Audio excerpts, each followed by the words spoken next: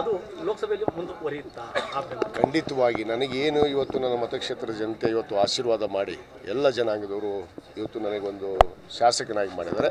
ಅದೇ ಒಂದು ಅಭೂತಪೂರ್ವ ಜಯ ಇವತ್ತು ಈ ಲೋಕಸಭೆಯಲ್ಲಿ ಕೂಡ ಖಂಡಿತವಾಗಿ ಆಗತ್ತೆ. ನನಗೆ ವಿಶ್ವಾಸ ಇದೆ ನನ್ನ ಜನತೆ ಮೇಲೆ. ಯಾಕಂದರೆ ನಮ್ಮ ರಾಜ್ಯ ಸರ್ಕಾರ ಕಳೆದ 9 ತಿಂಗಳಲ್ಲಿ ನಮ್ಮ ನೆಚ್ಚಿನ ಮುಖ್ಯಮಂತ್ರಿಗಳಂಥ ಸನ್ಮಾನ್ಯ ಸಿದ್ದರಾಮಯ್ಯನವರು, ಉಪಮುಖ್ಯಮಂತ್ರಿಗಳಂಥ ಡಿ ಕೆ ಶಿವಕುಮಾರ್ ಅವರು, ಇವತ್ತು ನಮ್ಮ AICC ಅಧ್ಯಕ್ಷರಾದಂಥ ಮಲ್ಲಿಕಾರ್ಜುನ ಖರ್ಗೆ ಅವರ ಮತ್ತು ರಾಹುಲ್ ಗಾಂಧಿಯವರ ಮಾರ್ಗದರ್ಶನದಲ್ಲಿ ಇವತ್ತು ನಾವು ಜನರಿಗೆ ಏನು ಭರವಸೆಯನ್ನು ಕೊಟ್ಟಿದ್ವಿ, ಇವತ್ತು ಈ ರಾಜ್ಯದಲ್ಲಿ ಏನು ಬದಲಾವಣೆಯನ್ನು ತರಬೇಕು ಅಂತ ಈಗಾಗಲೇ ಹೇಳಿದ್ವಿ, ಅದನ್ನು ತೋರಿಸಿದ್ವಿ ಸ್ವಲ್ಪ ಮಟ್ಟಕ್ಕೆ. ಇನ್ನೂ ಭಾಳ ತೋರಿಸೋದಿದೆ. ಯಾಕಂದರೆ ಅಭಿ ಪಿಕ್ಚರ್ ಬಹುತ್ ಬಾಕಿ ಹೈ. ಅದಕ್ಕೆ ನಾನು ಹೇಳ್ತಾ ಇರ್ತೀನಿ, ಪಿಕ್ಚರ್ ಬಹುತ್ ಬಾಕಿ ಹೈ. ಅಭಿ 4 साल है. ये 400 बार कैसा होते देखेंगे. ಕೊನೆಯದಾಗಿ ವಿಜಯಾನಂದ ಕಾಶ್ಯಪ್ನವರು ಸಂಪರ್ಕಿಸಿದ್ದಾರೆ, ಅದು ಲೋಕಸಭೆಯಲ್ಲಿ ಮುಂದುವರಿಯುತ್ತಾ?